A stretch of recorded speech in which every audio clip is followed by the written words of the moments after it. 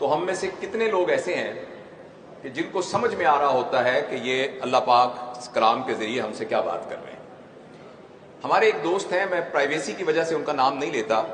وہ پاکستان کے ایک صوبے کے چیف جسٹس ریٹائر ہوئے تھے، تو انہوں نے یہ واقعہ بتایا کہ میں ایک سرکاری ڈیلیگیشن کے ساتھ سعودی عرب گیا، تو وہاں انہیں عمرے کے لیے بھی ہمیں لے گئے، تو عمرے میں انہوں نے پروٹوکال دیا، تو بالکل پہلی صف میں امام صاحب کے پیچھے ہی ہم نماز پڑھ رہے تھے، تو فجر کی نماز تھی، تو نماز میں امام صاحب نے کچھ تلاوت کی تو امام صاحب رونے لگ گئے، اور جو میرے دائیں بائیں لوگ تھے وہ بھی رونے لگ گئے۔ میں سوچوں کہ یہ کیوں رو رہے ہیں، اور مجھے رونا ہی نہ آئے، اور جب سلام پھیرا تو سب کے گال بھیگے ہوئے تھے، امام صاحب کی بھی گھگی بندھی ہوئی تھی،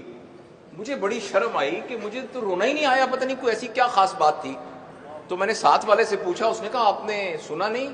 جب انہوں نے کہا تھا وَامْتَازُوا الْيَوْمَ أَيُّهَا الْمُجْرِمُونَ، تو اس پر امام صاحب کی رونے لگ گئے۔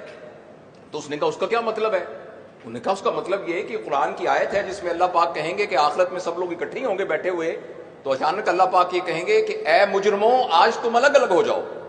تو ایک دم ایک دیوار گرے گی اور کچھ لوگ ادھر ہو جائیں گے، کچھ لوگ ادھر ہو جائیں گے، تو اس بات کا خوف ہوا کہ کم ہم کہیں دیوار کے پرلی طرف تو نہیں ہوں گے۔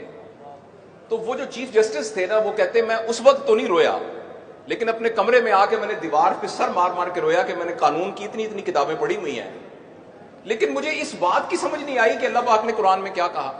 میں آپ سے یہ نہیں کہتا کہ آپ میں سے کتنے لوگ ایسے ہیں جنہوں نے جب اس بچے نے تلاوت کی تو ان کو سمجھ میں آ رہا تھا، ہم میں سے کتنے لوگ ایسے ہیں کہ جب انہوں نے کہا والتین والزیتون، قسم ہے انجیر کی، قسم ہے زیتون کی، وطور سینین، اور جو طور سینا کے پہاڑ کی، بہذا البلد الامین، تو ہم میں سے کتنے، اور انسان کو بہترین خلق سے پیدا کیا، تو ہم میں سے کتنے لوگوں کو یہ بات سمجھ میں آئی تھی کہ اس طرح کی عجیب ڈیفرنٹ قسم کی قسمیں کھانے کے بعد اللہ پاک نے یہ کیوں کہا ہے؟ البتہ یہ بات میں آپ سے تو نہیں کہتا کہ آپ ہاتھ کھڑا کر کے بتائیں کہ کتنے لوگوں کو یہ بات سمجھ میں آ رہی تھی۔ البتہ پچھلی حکومت میں ایک دفعہ اسلام آباد کے کنونشن سینٹر میں نوجوانوں کا ایک سمپوزیم پچھلی حکومت نے بلایا تھا، تو مجھے بھی انہوں نے ایک اسپیکر کے طور پہ بلایا تھا، اور موضوع کی نوعیت ایسے تھی کہ تمام نوجوان تھے 4500۔ میں نے ان سے پوچھا کہ آپ میں سے کتنے لوگ ایسے ہیں جنہوں نے کم از کم ایک دفعہ قرآن کو مفہوم کے ساتھ پڑھا ہوا ہے؟ آپ یقین کریں کہ وہ 4500 جو کہ پوسٹ گریجویٹ تھے، پی ایچ ڈی بھی تھے، ان میں سے ایک بھی ہاتھ کھڑا نہیں ہوا۔ تو مجھے ابھی بیٹھے بیٹھے یہ خیال آیا کہ میرے بہت ہی پیارے دوستوں، بہت ہی پیارے بھائیوں، تھوڑے ہی عرصے کے بعد ہم نے اس دنیا سے چلے جانا ہے، اور اللہ کے سامنے پیش ہو کے ہم نے جو کچھ اس دنیا میں کیا ہے اس کا حساب دینا ہے۔